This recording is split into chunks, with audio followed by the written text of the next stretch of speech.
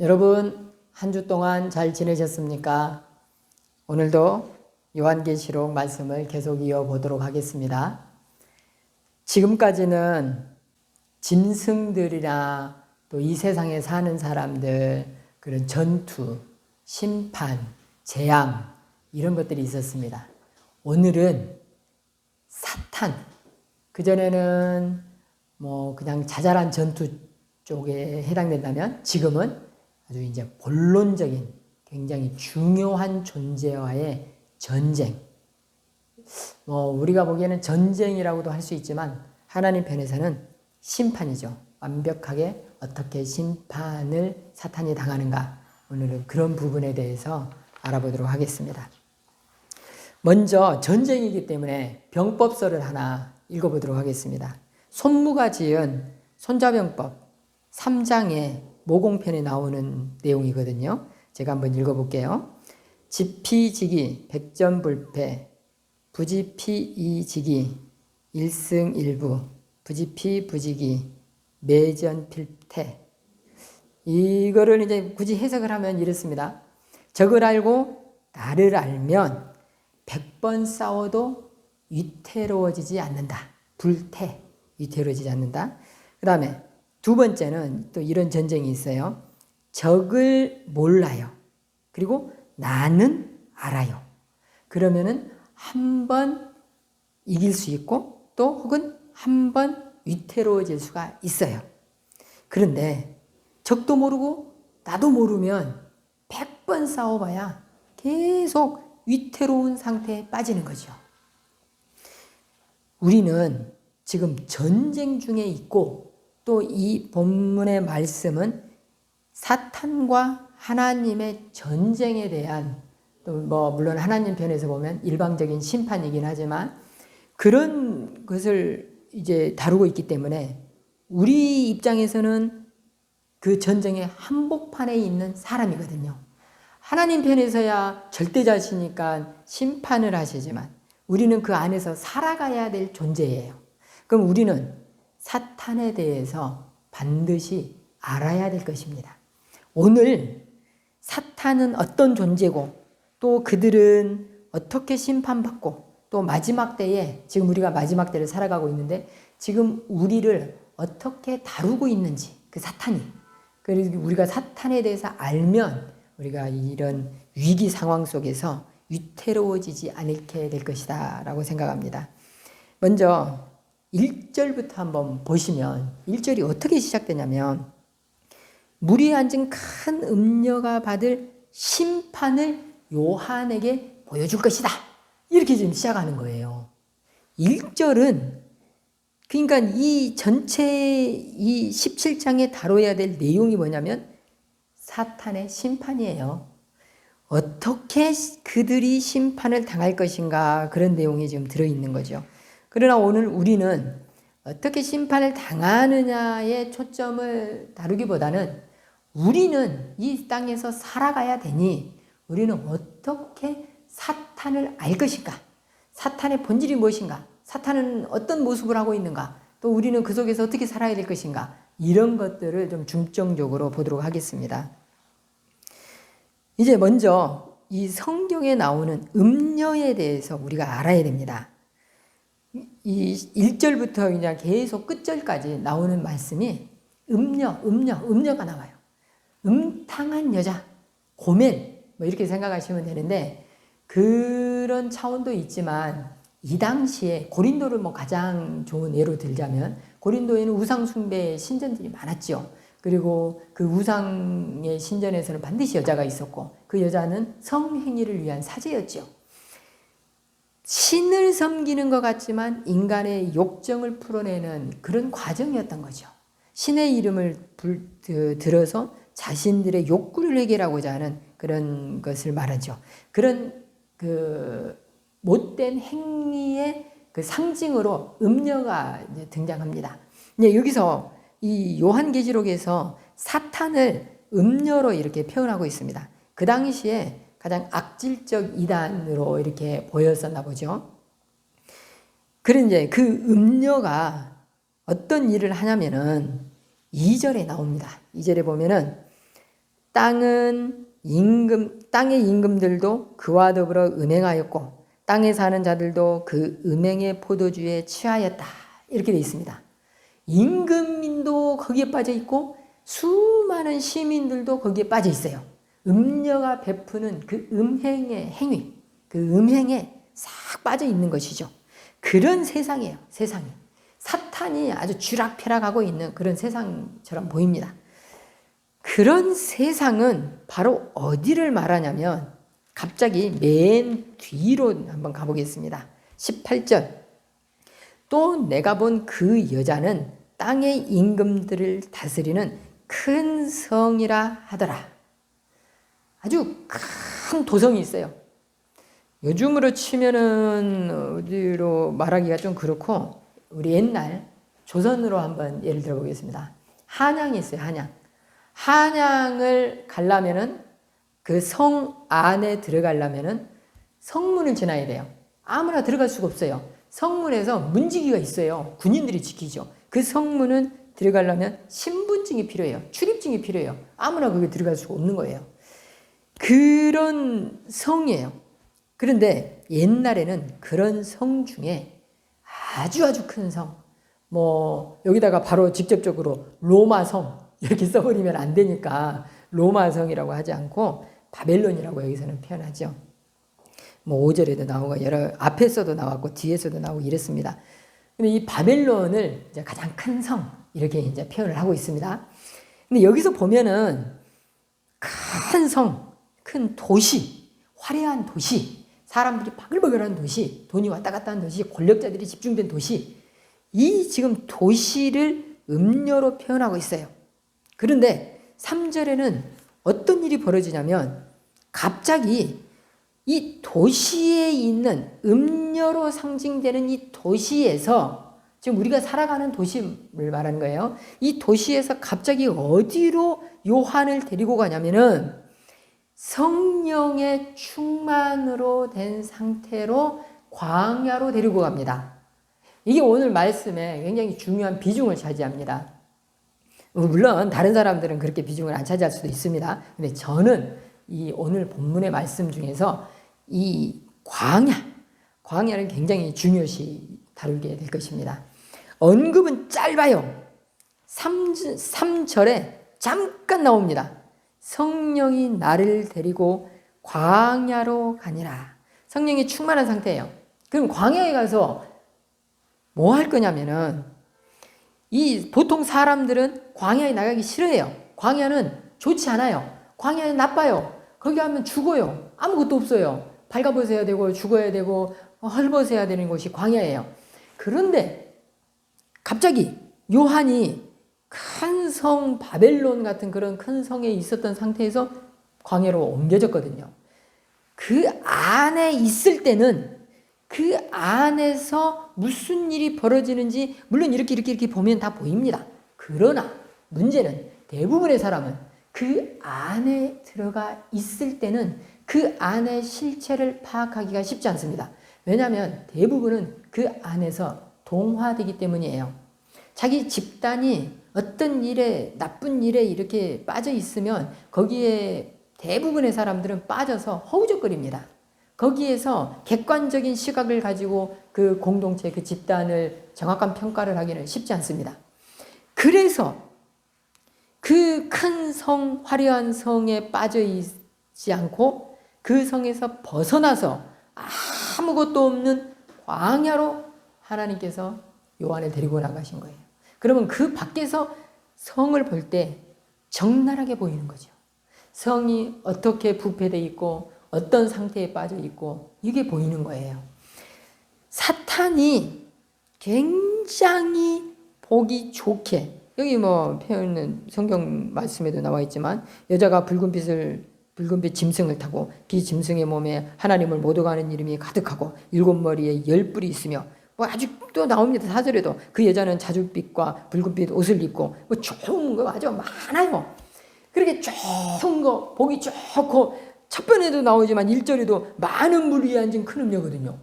많은 물은 원래 하나님께서 창조하신 세상이고 그 세상에 그 물을 다스리시는 분이 하나님이시거든요. 근데 그 위에 떡하니 앉아 있는 거거든요. 이 음녀가, 사탄이.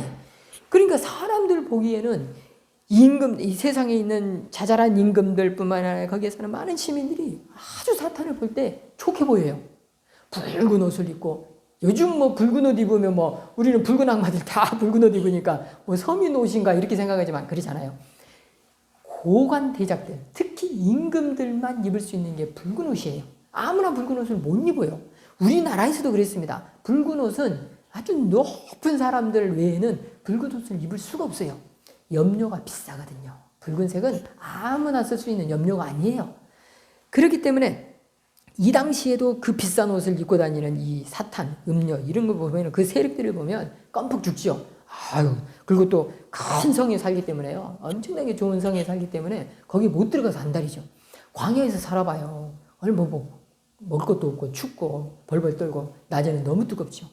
그러니 모든 사람들이 아기가 태어나면 다 큰 성에 들어가서 살고 싶어 하죠. 그러나 그 성에 또 아무나 들여보내지도 않으니까 그것도 문제고요. 그래서 막 이제 많은 사람들이 거기에 막 쏠려 있습니다. 이제 5절에 보겠습니다. 그의 이마에 이름이 기록되었으니 비밀이라, 큰 바벨론이라, 땅의 음녀들과 가증한 것들의 엄이라 하였더라. 지금 사탄의 속성을 말하는 거예요. 우리가 지피지기면 백전불태인데 위태로워지지 않는 것인데 사탄을 알아야 돼요. 이 사탄을 뭐라고 표현하냐면 가증한 것들의 어미, 대장이에요. 완전 짱이에요. 그 나쁜 놈들 중에는 짱이에요, 사탄이. 그런데 이 존재가 5절에 있는 말씀처럼 비밀이에요.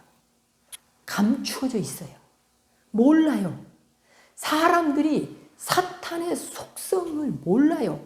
사탄이 보기에는 화려하고 금 같은 옷을 입고 모든 권세를 다 쥐고 있고 이러기 때문에 좋아 보입니다. 그러나 우리는 그 비밀을 들추어 내진 것을 봐야 돼요. 그 비밀을 어디 가서 알 수 있느냐? 바로 성경이죠. 요한계시록에만 그게 써져 있습니까? 성경 곳곳에 써져 있습니다. 특히 이 본문에는 사탄의 그 모습을 아주 적나라하게 까서 다 보여줍니다. 보기에는 화려하지만 그 속에는 어떤 것들이 들어있는지, 그러나 세상 사람들은 비밀에 감춰진 것처럼 파악하지 못하는 그것을 우리가 이제부터 살펴보도록 하겠습니다. 이 6절에 보면은 이렇게 질문해요. 천사와 요한의 대답이에요.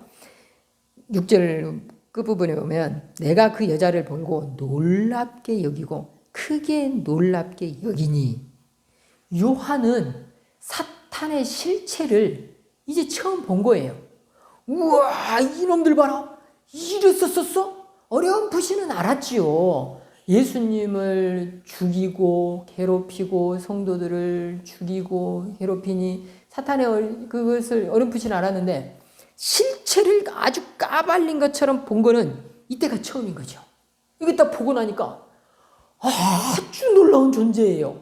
이것들이 아주 뭐 기가 막혀요. 권세가 뭐 어마어마하고. 그런데 7절을 보겠습니다. 천사가 이르되 왜 놀랍게 여기느냐?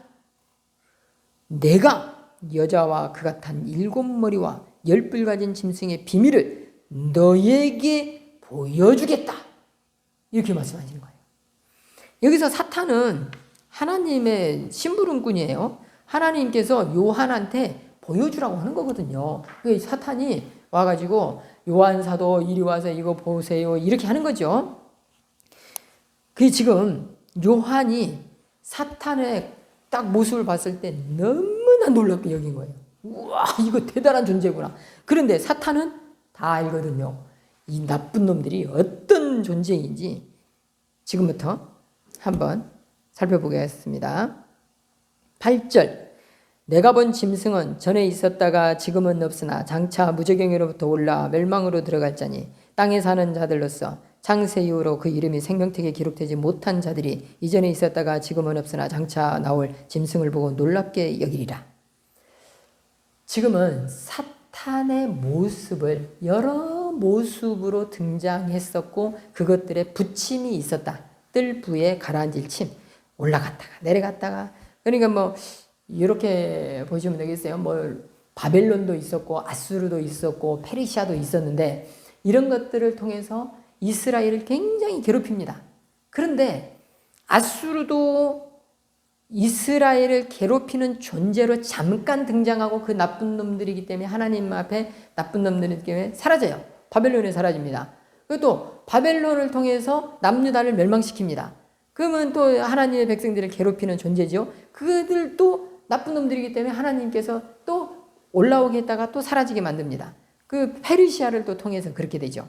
뭐 그런 식으로 계속 뭐 알렉산더 대왕이 나왔다가 로마가 나왔다가 역사에 부침이 있습니다.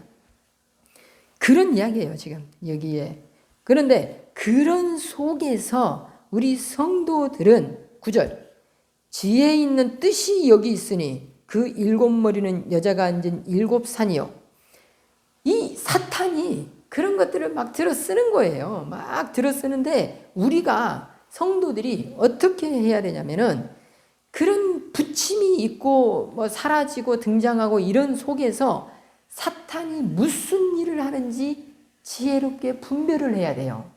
세상에 돌아가는 상황을 보면서 그것을 분별하지 못한다면 우리는 그냥 사는 그런 인생이에요. 하루살이 같은 인생을 사는 게 아니에요. 우리가 물론 100년 정도의 인생을 살지만 예전에는 그것도 못 살았지만 그 속에서 잠깐 살고 가지만 우리는 최소한 사탄의 본질이 무엇인지 사탄은 어떤 존재인지 그걸 알아야 돼요. 그리고 또 결국은 그들은 심판받을 존재이고 예수 그리스도의 그 심판을 절대 피할 수 없고 패할 수밖에 없는 그런 존재들이라 이렇게 알고 있어야 돼요.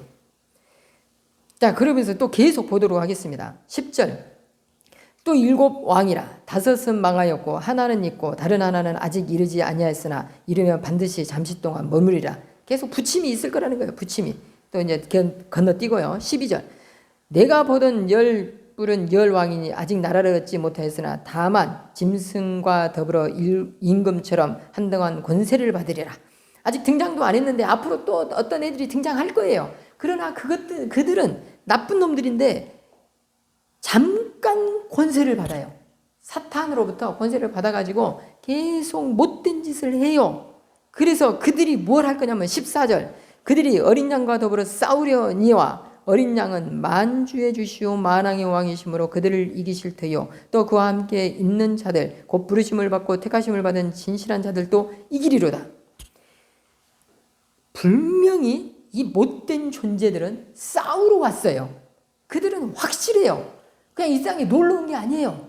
예수님과 더불어 싸울 것이고 성도들을 괴롭히러 온 거예요.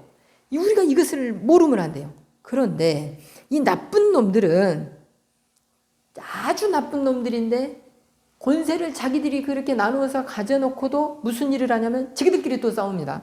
봐보세요. 16절. 내가 본 바 이 10뿔과 짐승은 음녀를 미워하여 망하게 하고 벌거벗게 하고 그의 살을 먹고 불로 아주 사르리라. 음녀한테 권세를 받았단 말이에요. 지그들이. 그런데 그들이 서로 싸워요. 그 싸우고도 뭐라고 그러냐면 그를 미워하여 망하게 하고 벌거벗게 해요. 음녀를 막 다 벌거벗기고 그 살을 막 뜯어 먹어요. 불로 그리고 살라버려요. 지그들끼리. 이게 아니 나쁜 놈들이에요. 이것들은 의리도 없어요. 지그들이 권세를 음녀로부터 받았으면 서로 협력을 하고 그래야 되잖아요. 그리고 예수 그리스도를 이기기까지 계속 싸워야 되잖아요. 결국은 패하면서도 지그들끼리 자중질에 일어나서 막 난리가 나는 거예요. 결국은 지죠. 그러나 예수님과 성도들 한번 보세요. 14절을 다시 보겠습니다. 어린 양과 더불어 싸우려니와 어린 양은 왕 중에 왕이시고 만왕의 왕이시고 다 똑같은 말이에요. 만주의 주시고 만왕의 왕이시고 다 같은 말씀이에요. 그리고 그들을 사탄을 못된 임금들을 이기실 것이고 그냥 이기실 뿐만 아니라 거기에 참여한 성도들도 이길 것이다. 성도들이 이겼겠어요? 성도들이 막 가고 막 싸워가지고 사탄을 이겼겠습니까? 아니에요. 예수 그리스도가 이겨놓은 그 승리를 성도들은 가진 거예요. 예수님께서 주셨지요. 그냥. 사탄은 결국은 망할 것이고 예수님은 결국은 이기실 것이고, 근데 뭐 하나님 편에서는 심판이죠. 뭐 당연히. 그리고 우리 편에서는 영적 전쟁이고. 그런데 결국은 누가 이기냐면 예수님이 이겨요. 그리고 예수님은 그 승리를 혼자 독차지하는 게 아니라 성도들한테 다 나누어 주십니다. 결국은 우리 보고 그 승리를 만끽하라는 거예요. 우리는 거기서 뭐 어떻게 결정적인 역할을 하지도 않은데, 바로 사탄과 예수님의 차이가 이런 거죠. 자, 이제 말씀을 한번 정리해 보겠습니다. 본문의 말씀은 다 살펴봤는데, 그럼 우리는 이제 어떻게 살아야 될 것인가? 제가 광야를 중요시 여겨야 된다고 말씀드렸잖아요. 영적 전쟁의 한 복판에 놓여 있습니다. 큰 성에 우리는 이미 들어와서 살고 있습니다. 우리가 이런 표현이 있는데, 어떤 분들이 이런 표현을 쓰는데, 문화의 종로를 하지 마세요. 우리는 좋든 싫든 문화 안에 들어와 있습니다. 수없이 많은 문화가 있습니다. 그 문화 속에서 우리는 어떻게 살 것인가? 바로 광야로 나가야 되는 것입니다. 문화의 종로를 한다라는 표현이 뭐냐면, LH가 요즘 엄청나게 뉴스에 뜨고 있습니다. LH에 있는 직원들이 뭐 엄청나게 부정을 저질렀죠. 우리 서민들은 뭐 알지도 못하는 개발 정보를 가지고 있어서 많은 땅을 샀습니다. 그들이 뭐라고 그러냐면 관행이었대요. 관례였대요. 다 그렇게 해왔대요. 그 중에 어떤 사람이 광야로 나가는 습관이 있었다면, 성령의 충만을 받아서 그 못된 성에서 잠시 광야로 나가가지고 그 성을 바라보는 눈이 있었다면 관례라고 여기지 않았을 것이에요. 그는 그 못된 행위에 동참하지 않았을 것이에요. 우리 성도들이 이 광야로 나가는 작업이 없으면 결국은 문화의 종로를 하게 될 것이고, 뭐가 죄인지 뭐가 어떻게 된지도 모르고 그 성에서 똑같이 살아갈 것입니다.